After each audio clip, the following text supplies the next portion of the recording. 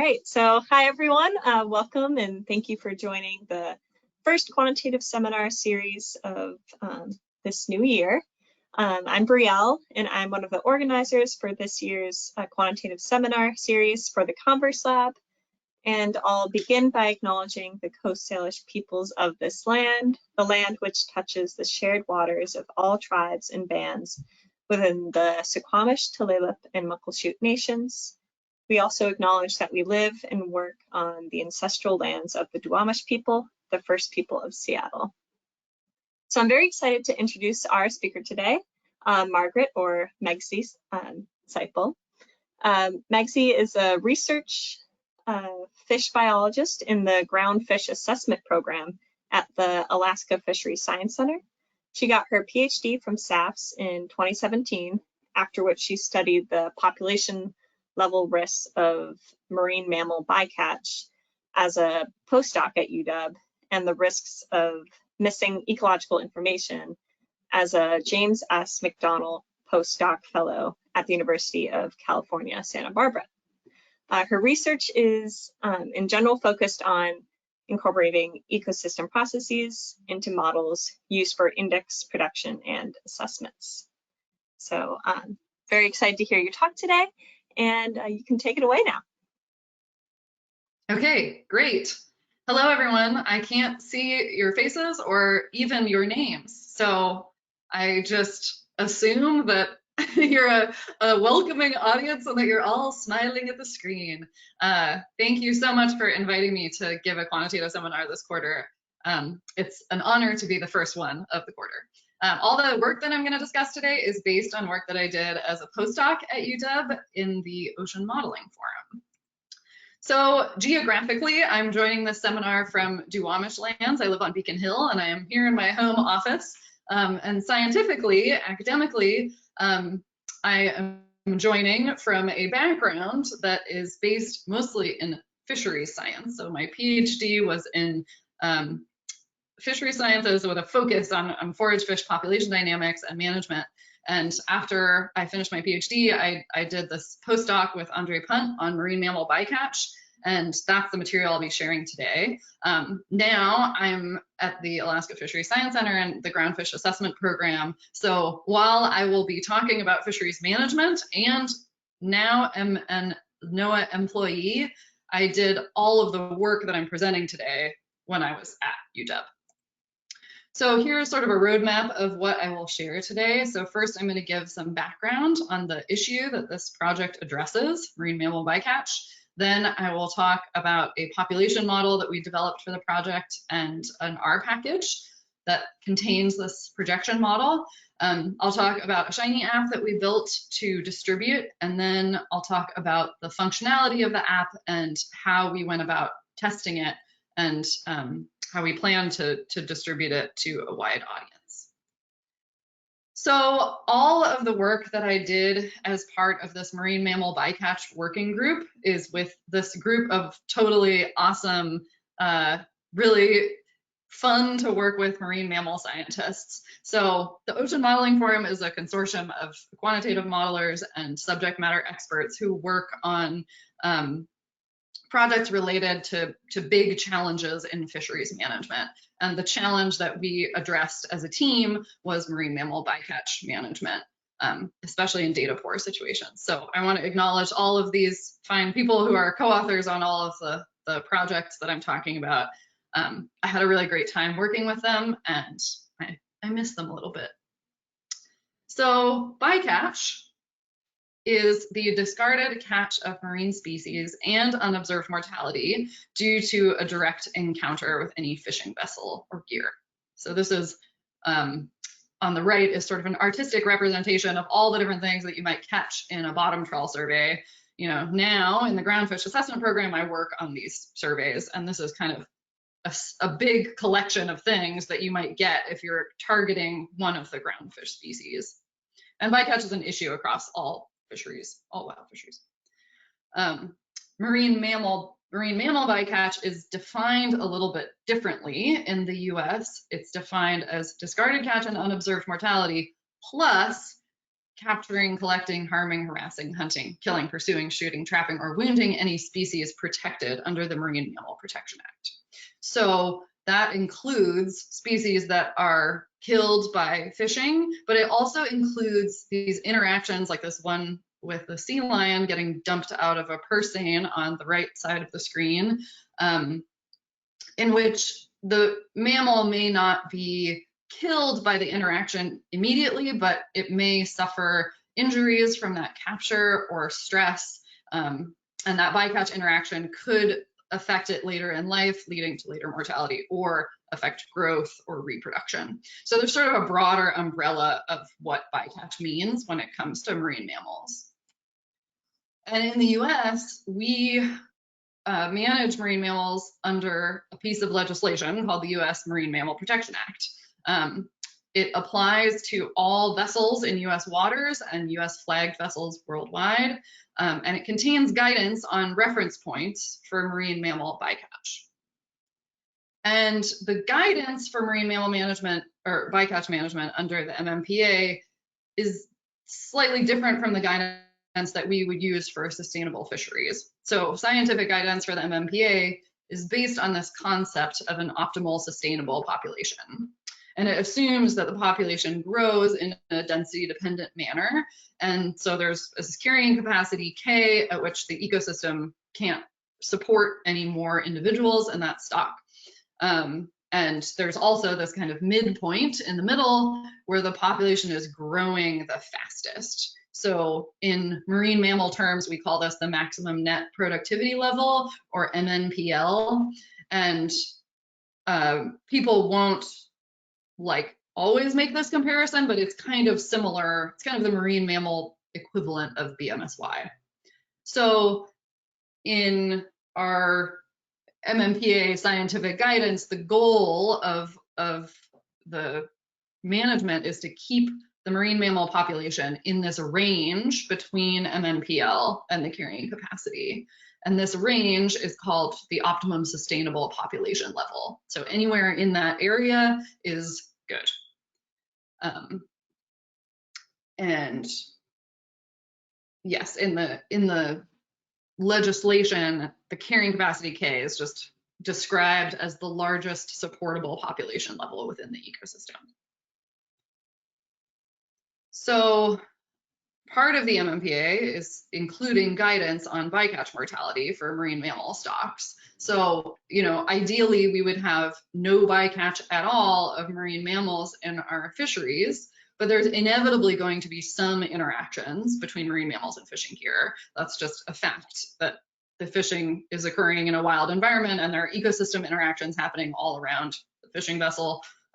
There are going to be interactions. So each marine mammal stock gets a PBR value.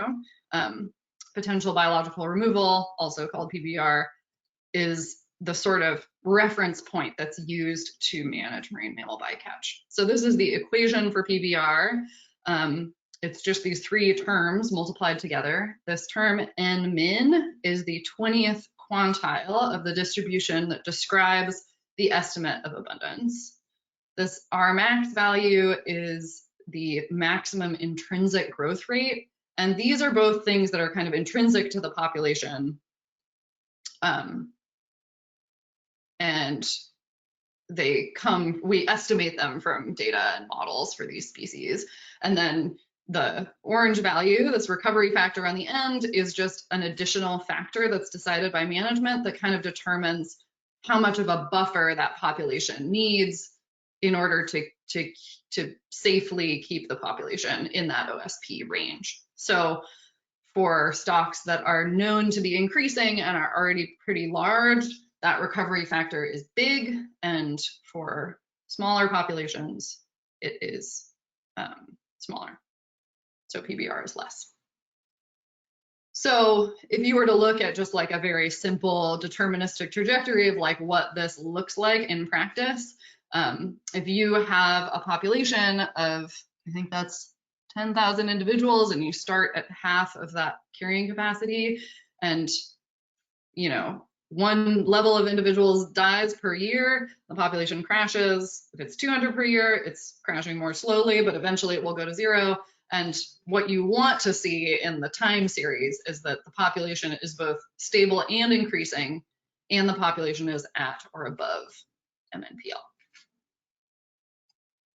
So this approach has worked really well for marine mammals in the US. A lot of marine mammal stocks have recovered since the implementation of MMPA, and it seems to be a fairly robust, risk-averse approach to managing fisheries bycatch.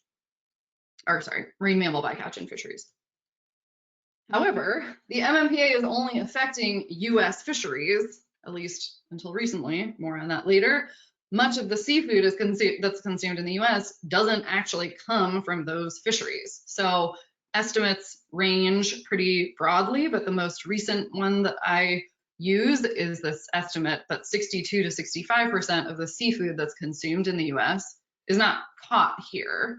So there's this kind of imbalance between the very, conservation prioritizing properties of the MMPA and these rigorous guidance things that are this rigorous marine mammal bycatch guidance that the fishing vessels are abiding by, and what is actually like economically happening in the US. So in 2017, the US issued the MMPA Seafood Import Provisions Rule, specifying that the US would only import seafood from countries whose marine mammal protections are comparable to those in the US. And when they issued this rule in 2017, countries were given a 5-year grace period until 2022 to come up with programs and some proof that their protections are similar in effectiveness to the MMPA. So this import provisions it was actually a part of the original MMPA, but there was just no action, no kind of management or legal action tied to it. So this 2017 rule just reissued it and tied it to a specific action about importing from those countries. So the wording of the provisions rule says, under this rule, fish and fish products from fisheries identified by the assistant administrator in the list of foreign fisheries can only be imported into the US if the harvesting nation has applied for and received a comparability finding from NIMFS. And that comparability finding language, it means, in their terms, the nation's regulatory program effectively achieves comparable results to the US regulatory program. And this is important because it doesn't specify that countries have to show that they're following exactly the PBR approach that we use in the US. They just have to have some evidence that their bycatch rules and their monitoring programs are comparable in effectiveness, i.e., help achieve some of the same conservation goals. So the process for how this how the fisheries are going to be evaluated under this rule are, first, that the US identifies this list of foreign fisheries. So for the past few years, NIMFS has been developing this list of 2,800 commercial fishing operations in 131 countries that export seafood to the US and have some potential for interaction with marine mammals. The next step is that nations are asked to develop a regulatory program and submit a progress report to NIMFS. Eventually, the US will make a comparability finding, and if that comparability finding is granted, then they're okay and they get reviewed again in 4 years. And if they're denied, they have a chance to reapply. So this is kind of like the overall process by which this is going to be implemented. But that step 2, asking nations to develop a regulatory program, has all of this stuff contained in it. A regulatory program, at least in the US framework, consists of all these different things. So we have a monitoring program to get estimates of abundance. We have monitoring by observers to get estimates of bycatch in US fisheries. Those data are used, models are fitted to those data, to obtain reference points, which are then used in that management framework and used to get a management recommendation. So it's a pretty complex system, and countries have been faced with this task to come up with something effective or comparable in effectiveness in a fairly short amount of time. Additionally, a lot of these different components of this management system require a lot of resources. So if you think about how much money goes into paying observers to be on fishing vessels, and you have to have scientists to develop the models and fit them to data, you have to have marine mammal stock assessment scientists, and then the sort of management infrastructure to have that framework and develop a recommendation. There's a lot that requires resources that many of these exporting countries may not have. So the goal of our Marine Mammal Bycatch Impacts Working Group was to identify and recommend tools that could be used to assess marine mammal bycatch and its impacts, with an emphasis on data poor fisheries or poorly monitored marine mammals. And this is kind of what the ecosystem of products that we came up with looks like. We developed tools for generating abundance estimates and bycatch estimates from survey data. And I developed this tool to simulate outcomes that's embedded in an R package and a Shiny app that, along with a few different simulation approaches, can help us get outcomes from different bycatch levels and information about which bycatch levels might be sustainable. This green box in the middle, if you can see my mouse, was a simulation study that we did to test the robustness of the PBR approach to more sources of uncertainty. So the paper that the PBR approach was originally based on did a simulation study and included a lot of demographic stochasticity and uncertainty. And we kind of added to that in an MSE and evaluated how well the PBR approach performs under different scenarios. We also had these two kind of darker boxes on the left and the right, and these were things that we identified as being potentially really useful, but that we didn't have time to develop in the course of the project. And those are a database of marine mammal bycatch information for foreign countries, and then a fisheries characterization tool that could be used to compile information for a comparability finding. All of the tools that we're providing aren't necessarily directed at this one need. They're meant to be applied more broadly, but we just recognized that these were tools that would help people.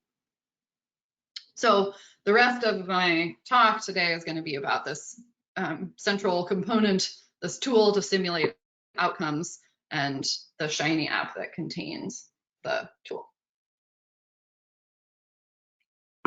And I didn't mention this at the beginning, but if folks have questions as we go along, feel free to interrupt and I can address them as we go. Okay, so the population dynamics model that we built, I would say Andre mostly built it, and I did the hard work of writing it into code and actually like building all the functions. This is a simple age-structured population model where calves and pups grow into breeding adults and reproduce. It is based on a model developed for the International Whaling Commission called Baleen 2 that is in a paper that Andre wrote a long time ago. And that, for folks who really who have a lot of data and want to have a much more detailed version of this model, Baleen 2 is kind of where you would go for that. But this model is intended to be for situations where there isn't that level of, there's not that degree of information about the stock. So in this population model, you kind of have natural mortality, there's like calf survival and adult survival. And in addition to that, there's this bycatch mortality that affects the adults, or the age 1 year plus component of the population. So in the modeling framework that I'm going to show, all of the things outlined in pink here are parameters that the user or the programmer can adjust themselves to explore different scenarios. And here's why this tool is useful. So PBR, the MMPA approach, the US approach to managing marine mammal bycatch, is designed to prevent the population from crashing. But if you only have information about this one little snapshot in time, say you have a fishery where there's an abundance estimate and a bycatch estimate, and you're kind of uncertain about both of them, you don't know anything about what's going to happen in the future to that marine mammal stock if you don't have some information about where they're going into the future. So the reason that models can be useful for figuring out what's expected to happen for this population is that they can project forward in time. So this is just a toy example with a carrying capacity that I have no idea if it's realistic or not, but the point is in this figure that the population starts at half of carrying capacity. If you have a snapshot at the beginning of your trajectories, like all three of those lines are places where you could go as for the stock if you had those different bycatch levels. So depending on, you know, whether you have 10 individuals per year, your population might be okay, but if it goes up to 100, they're going to crash. So having some information about what's going to happen in the future can really help. And furthermore, if you have some degree of uncertainty about what the bycatch per year is going to be or what the abundance estimate is, you can calculate probabilities for those future scenarios. And that's a really useful tool for people who don't have a lot of information about their stock. So the projection model that I showed earlier is embedded into this R package called MMRefPoints. And it is currently on GitHub for all the world to see. And it is also in review at the Journal of Open Source Software. So I'll talk a little bit more about that later. The R package functions are also embedded in this Shiny app called the Marine Mammal Bycatch Impacts Exploration Tool. It looks like this. This is a screenshot of the opening to the homepage on the left, and on the right is the most basic functionality. And that's that based on some simple information about life history and population status, abundance, and bycatch, a range of possible bycatch values, users can see what will happen in the future to a marine mammal population with those data. The Shiny app is already up online, so if you're interested, you can look at it. You could even open it right now and check it out and see if you can generate dynamics that are realistic for your marine mammal, your favorite marine mammal population. And I like to include a justification of why a Shiny app is appropriate in this situation. Shiny is a cool tool that makes things that look nice, and I would say it had a little bit of a moment in the year that we started this project. So everyone was very excited about Shiny and wanted to build a Shiny app for everything. But Shiny is a very particular tool, and I think it's important to justify like why it's useful in this situation. So Shiny is an R package that takes R code and writes HTML for you.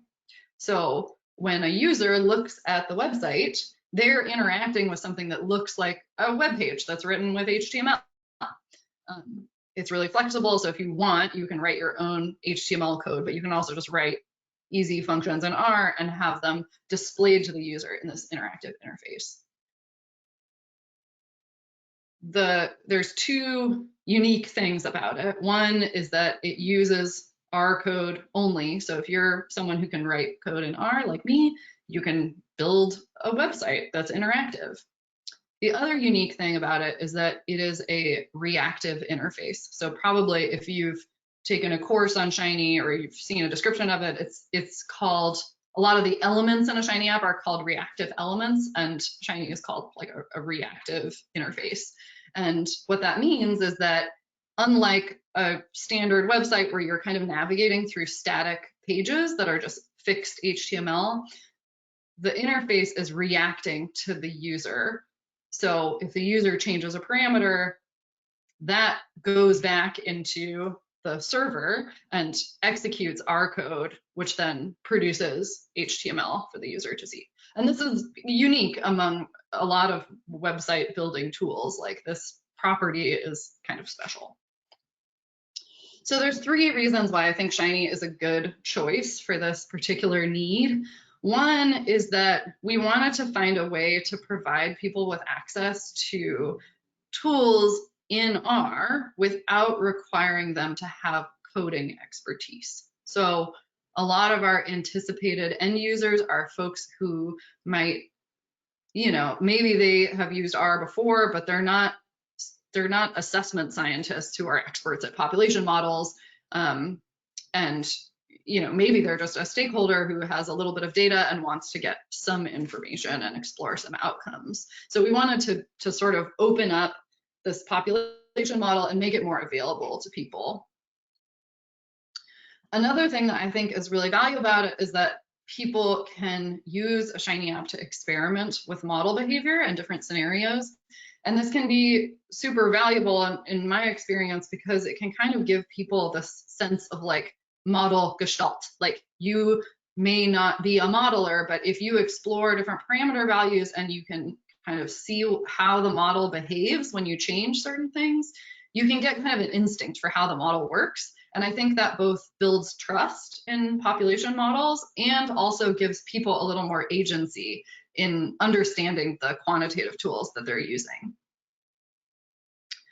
Finally, for this particular project, I thought it was important to have interactive definitions about some of the US bycatch management terms and practices. There's a lot of very specific terminology in the Marine Mammal Protection Act and in the way that we do marine mammal stock assessments here in the US that's different from everywhere in the world. So having a way to let people explore those parameters and read about them online is, I think, useful for this particular situation.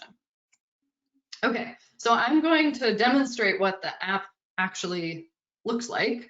And I am going to just show what the most simple tab looks like. Okay, so on the left, you should be able to see the home page of the Shiny app online. And if you can't see it, please give me an audio signal that you can't. So this is what the simple tab looks like.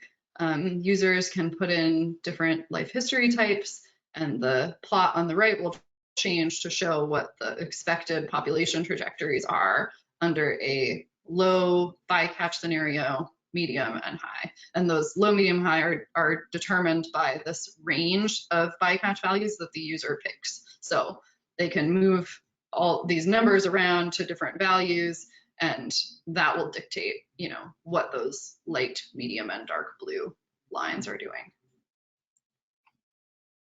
So I have an example of how this might work for a stock that we have some information on, so we can kind of see how well the app does at replicating some of these population dynamics.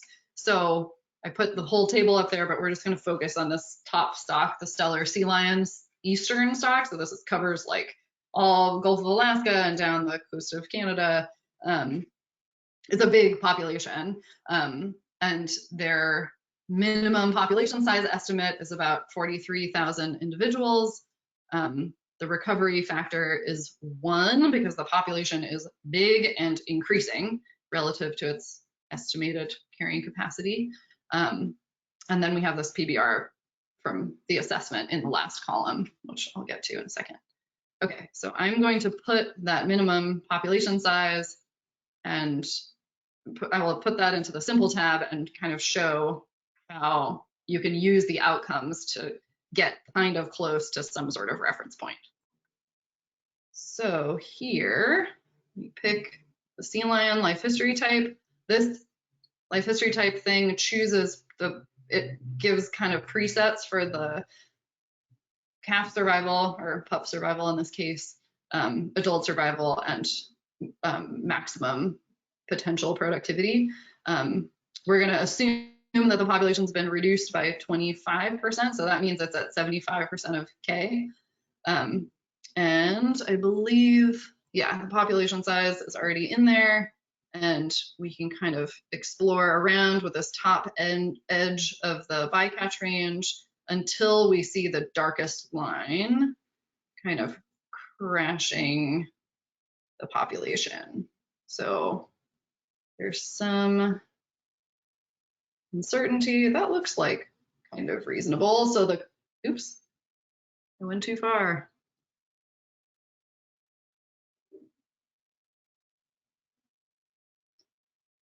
One moment.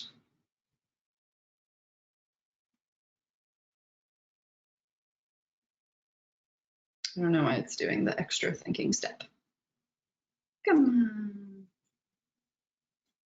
Just a little bit more. Trying to get the dark line down to 0. Okay, so here the 95% quantile range is going to 0. And that's about 2,800 individuals. And so, you know, if we didn't have any information about this stock except this rough estimate of population size, we know it's a sea lion, and we look at the different bycatch values that they could have for that stock, we get a value of about 2,800 individuals, which is not, you know, a precise estimate of exactly the PBR from the assessment, but it's like, it's close. And for several stocks, you can get kind of close to some sort of reasonable reference point for these stocks just by experimenting with those trajectories, as long as you include a realistic amount of uncertainty. I think this stock is a little bit easier because it's really big, so the uncertainty in the abundance estimate is not huge.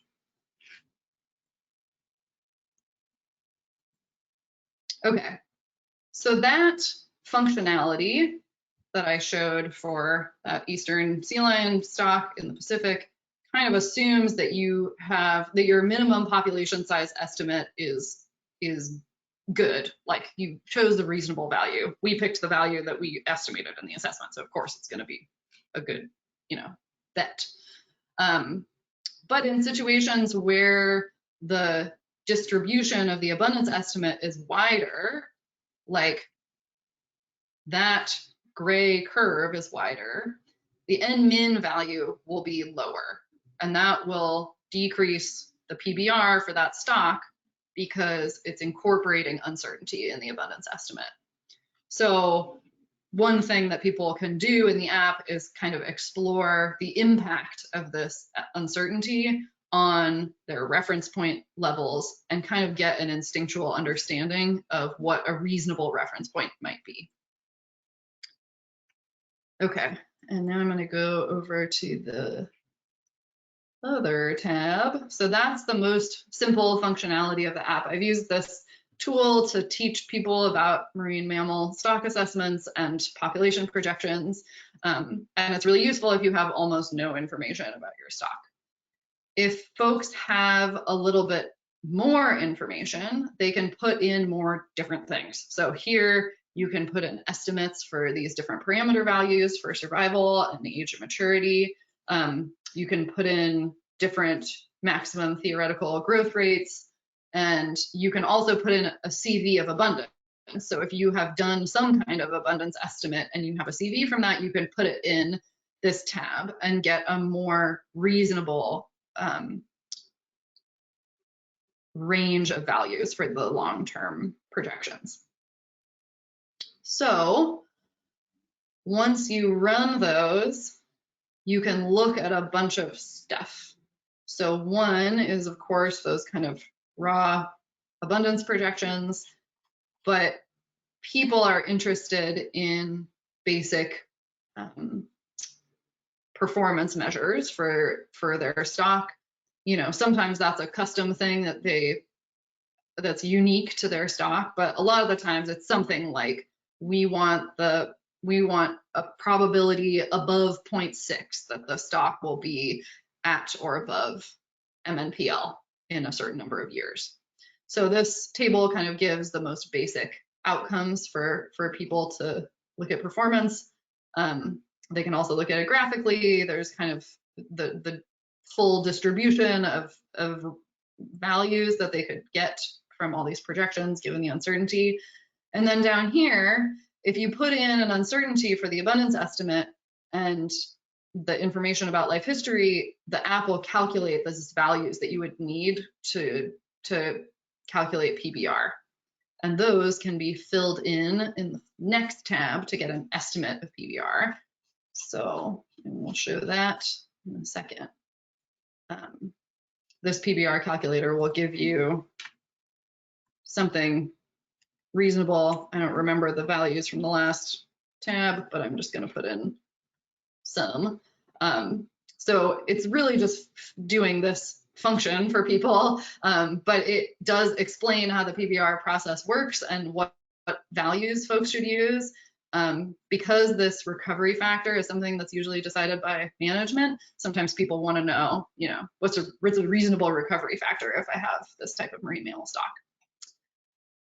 And then at the bottom, they can create a report, which I haven't tried in a minute, so no guarantees. Okay, so they can create this report that will show what their outcomes are and what they put in. So I'll show this report here. It looks like this. And the purpose of this report is both for people's records and also for some transparency in how people use the app. So of course you can kind of fiddle around with parameter values until you get an outcome that you like or that matches your recovery goals. And this report is intended to show anyone looking at it what parameters went into the app and which values came out. Okay. Then there's also a tab where you can solve for the bycatch value. If you know what your recovery goal is, you can put in those values and kind of calculate the maximum bycatch rate that would help you achieve those goals.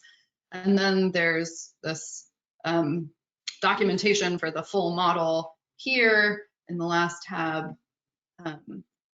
including some citations for where all the parameters come from for each of these life history types. And if folks are simulating pinniped populations, which have a lot of variation in their life history parameters, people can look for the species that they want, the pinniped species that they're interested in, get the parameter value and get a citation for it in this is a Plotly plot, it's interactive. Okay.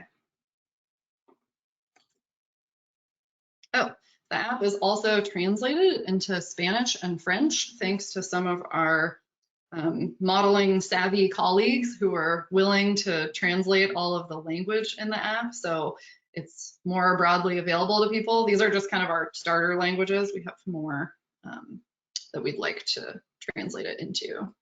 And I talked about those features before. So if this app succeeds and helps people, what it will provide is a way for them to have access to relatively complex population models that they would not otherwise be able to get, you know, a stock assessment scientist to do. Obviously, it doesn't fit any models to data. It's a projection model. So it's intended to work best in situations where there's not a lot of data. And if there's more data, we plan to refer people to other tools that the working group has produced. There are also other R packages that are made for data limited marine mammal stocks. So the last component of this app that I want to talk about is the process of producing it and publishing it. Partly because I think this was kind of like a new concept to me as someone who had only ever published papers in kind of the standard academic way. And it was also an interesting experience in science communication, both in learning stakeholder needs and communicating to stakeholders in a new way. So here is the sort of life cycle of how this Shiny app and the associated R package came to be. So first, the working group drafted this population model and the bare bones functionality of the app. I brought it to the working group members. They, just provided a lot of useful guidance on what changes could be made to it. That happened several times. After we had a product that was to the liking of all the scientists, I brought it to user experience experts at the UW. So if you are working on a project that is under the auspices of the UW, at least back in 2018, 2019, when I did this, you can get a free consultation about user experience for your piece of software or your website. And it's super duper useful. So all of the, many of the features that the scientists thought were incredible, the user experience experts said, no one's ever going to be able to use this in a reasonable way. You have to change everything. So we changed the way that the app was set up. We made that splash page to kind of orient people to the right pages that they needed. And we also built in a bunch of features to make the functionality kind of foolproof in the sense that people couldn't, it's less easy for people to put in a value and not really know where their outputs came from. So after that, after those changes were incorporated, we went through 2 pilot testing stages with stakeholders. These were a bunch of individuals that had been either recruited by the Lenfest Ocean program that funded this project, or people who had reached out to Lenfest and were interested in pilot testing. And this was a super broad array of people in different countries. It included managers, it included people from conservation NGOs. It was a really broad group of people. And they provided a bunch of really useful feedback on the features and functionality of the app. We then drafted this R package to contain all the functions and wrote a description paper about it. During this yellow arrow here, I was hired at NOAA, so all of a sudden my work needed to be internally reviewed, so it went through internal review at NOAA through my division. I thank them for a speedy review process. We went back and incorporated all of those revisions, and then the paper and the R package went to peer review at the Journal of Open Source Software, where it is now living. So I'm just going to talk briefly about these 2 steps because I think they're really key. So one is this magical experience of the user experience consultation. And I want to summon my corniest self for this slide and use the Spider-Man quote that everybody uses. With great power comes great responsibility. Although the original quote was, with great power, there must also come great responsibility. In this task, my great power was building things that look cool and work fast with Shiny. But my great responsibility was to create a tool that the users would enjoy using and that would be used properly for what it's intended to be used for. So doing this user experience consultation was a little bit of a struggle at first for me because I had to sacrifice some of my pride to listen to experts in user experience who know more about how people interact with software. But I think it made the final product a lot more user-friendly, and we got good feedback from the stakeholders who looked at it after that. So the review process is kind of interesting for this R package, and I'm not sure if folks have submitted software to the Journal of Open Source Software or similar kind of software journals.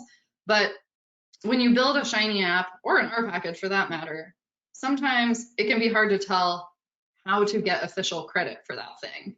So, if you write a paper, there's kind of like a way that everyone teaches you in grad school how to get it published and get your citation metrics and put it on your CV and all that stuff.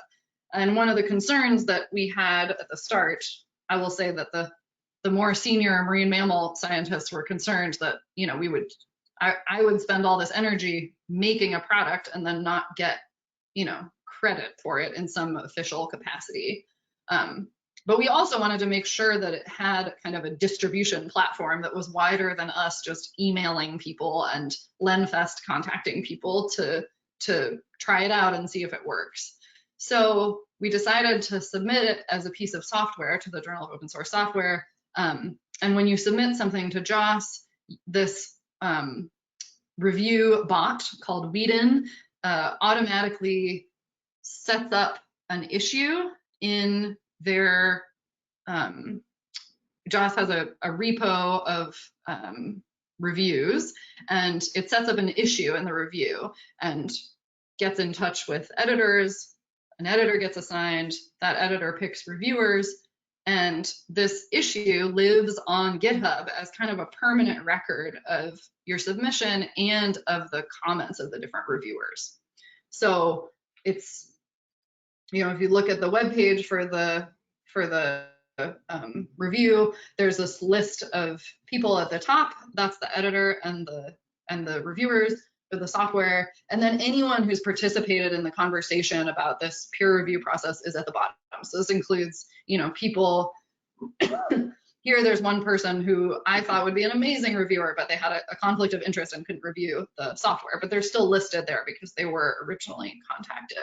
So it's kind of like a living, open, permanent record that this piece of software has been submitted to JOS.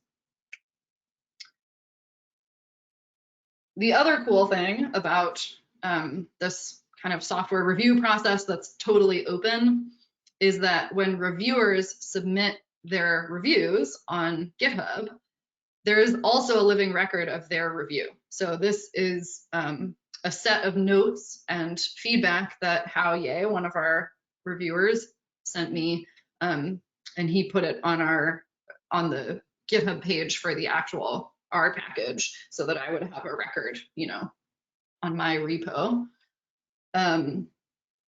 And that's really useful because as you resolve issues, like this image at the right, as you resolve, you know, you address different comments that they have, you can tag the commits that you made that identify where you made that change. So it's almost like a software track changes that everyone can see.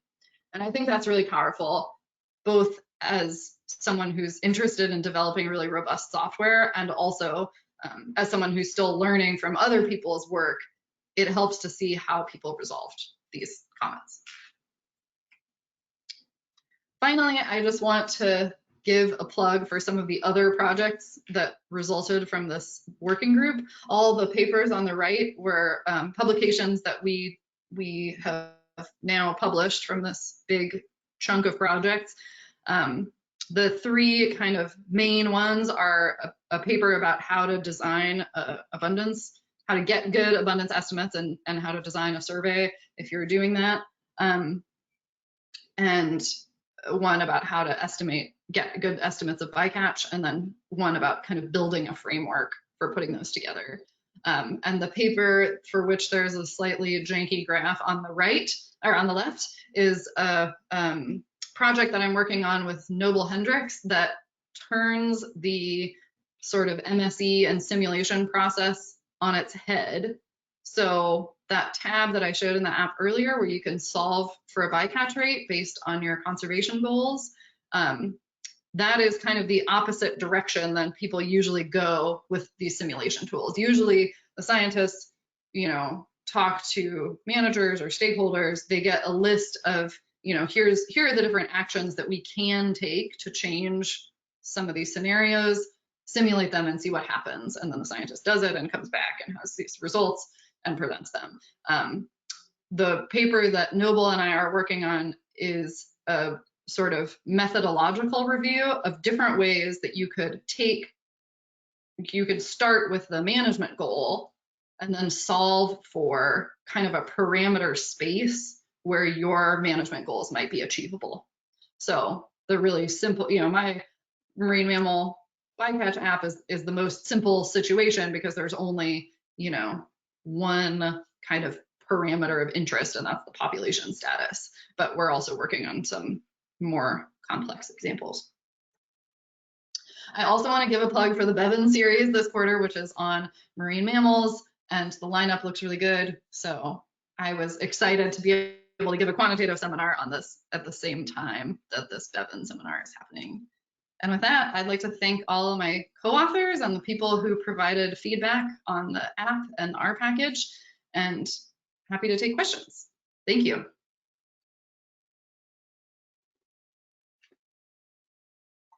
Awesome. That was so great. Thank you so much for your talk. That was super interesting to learn about that whole process of publishing a shiny app and all of that. Super cool. Super cool. Super hard work. I was, maybe it was poor of me to do this while you're talking, but I was looking at the shiny app and super lot of work. So great kudos. Thank you. Yeah, so as a reminder for people, you can put some questions in the Q&A, or you can raise your hand if you prefer that. Yeah, we have some kudos already. Grant Adams said, so cool. Mark Sorrell is clapping for you. And Stephanie Thurner is also clapping for you as well. Yay, thanks. Yeah, so there is a question from Trevor Branch. Hi, Trevor. So Trevor says, so if there is a correction or update to the software after publication, how is that handled? Yes, great question. The JOS review happens the review process occurs at whatever version tag you submit it at. So if I submit version 101 and get reviews back, it's version 102 or whatever.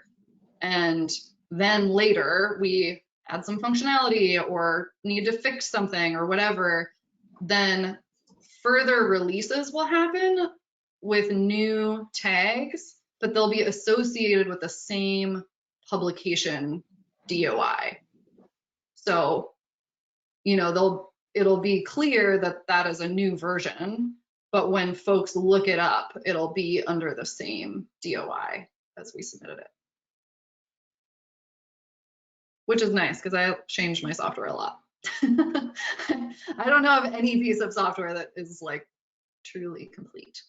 And that's part of the beauty of our packages. So Trevor followed up. Said he was thinking about the 4-year later version. Yes. But he's muted. I'll just, I can unmute. Yeah, you can unmute. I think it's the same thing, Trevor. The same thing happens. I think I pushed the unmute button as you pushed the unmute button, and then you muted me. This is great stuff, Megsy. Thanks for sending this tool out. It looks great, and I think you answered my questions already. So back to you. Okay, great. Yeah, as far as I know, even if it's a much more advanced version, it's always tagged the same. I think if you wanted to have a totally separate thing with a different, like if I was like, oh no, I never want anyone to cite this again, I have a much better app and I'm going to do that instead, like I would start a whole new submission and that would have a separate DOI. So. And would you then tag the existing one so nobody uses that? Because that's kind of a problem with all the software. Yeah, well, yeah, it's a big issue with, I think in general, like, and this is something that I still haven't totally figured out how to do, like software is a living thing and needs to be maintained and cared for. It can't be neglected, but that care can be very time and energy intensive. And sometimes you're in a new position that doesn't necessarily allow you the time and energy to maintain the tool that you made. Hypothetically speaking. Hypothetically speaking, yes. In some situations, you may be in a career path where your mission is not at all related to marine mammals, and in that case, you know, we've talked a lot about like who will maintain this going forward and how will we do it, and we haven't come up with a brilliant solution. But I think that's a huge issue that is starting to bloom in the, you know, fisheries assessment software world. I've already come across a few mammal tools that are like a little bit deprecated, but people aren't, you know, it's not included in their performance plan or whatever to maintain software. So I think the solution to that is kind of a cultural one, and it's kind of a multifaceted institutional one. Like this needs to be like a reality of doing fisheries science. And I think some people recognize that, and I'm optimistic about the future. Ooh, I see Andre Pons. Yeah, Andre has some, thank you, Trevor, for your question as well. So Andre asks two questions, but I'll lump them together. What sort of comments have you got on the JOS paper so far? And basically, what sort of review happens? Yes, well, let's look at it. I can just show it to you right now. This will be a fun, you know, demonstration too. So this is the issue on GitHub. Is it big enough that folks can see it? Yeah, we can also zoom in on our screen as well. Oh, great. Okay, so here's the review. These are all the things they're looking at. So the bot has given each reviewer their checklist. So they get a separate, each reviewer gets one comment. So all the things, it's set up as checkboxes, and they check off things that they view as done.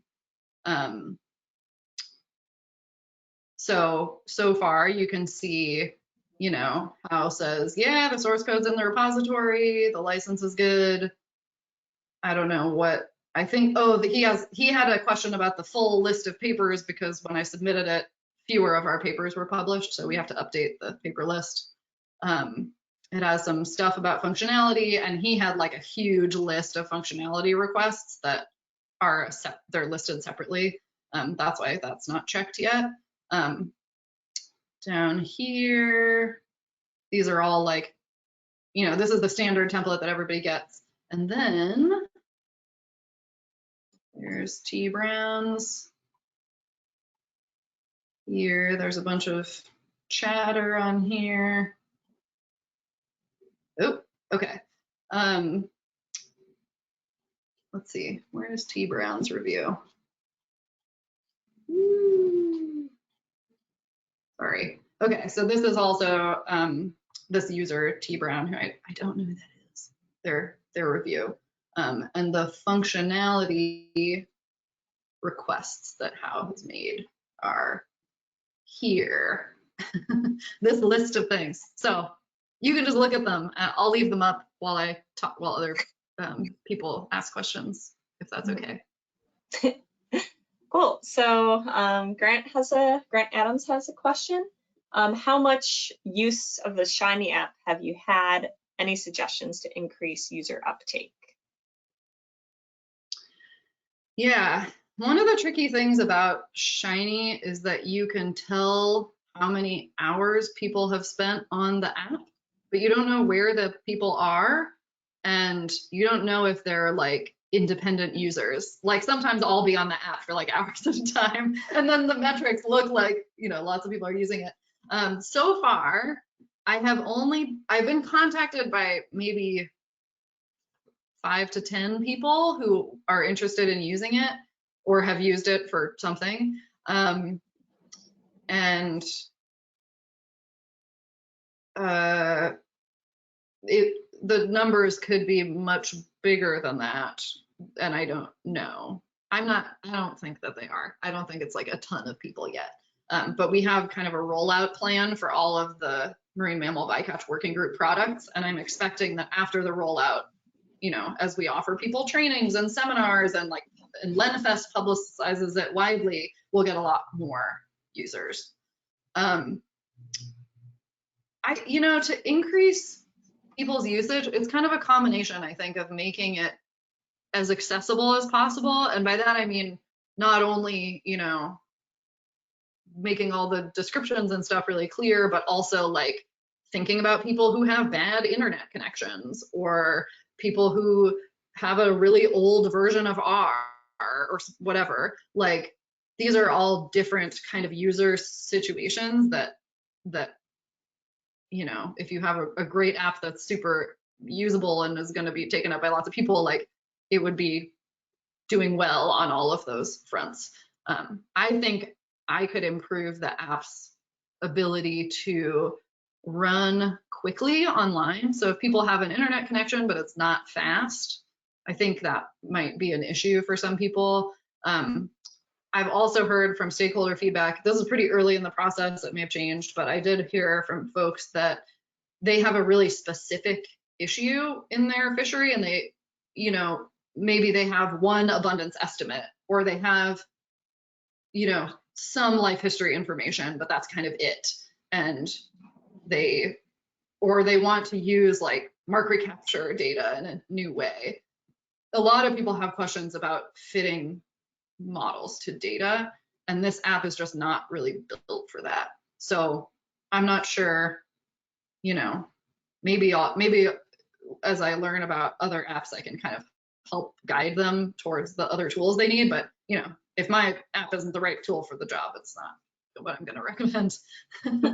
I hope that's not too long-winded. Yeah. Cool.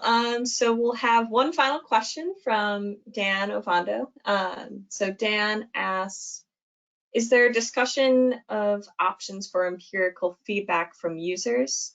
I'm thinking of a community where, say, if policies are implemented based on outputs from app users, can they report on observed outcomes? So it seems like an interesting opportunity to compare predictions from a forecasting model with empirical data from policy changes.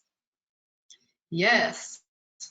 Okay, that question is great for two reasons. One is that it allows me to include this caveat for this app, which is that the inspiration for us working on all these working products was the seafood import provisions rule, but this is not a NOAA product, and it is not going to be directly used by NOAA to make comparability findings.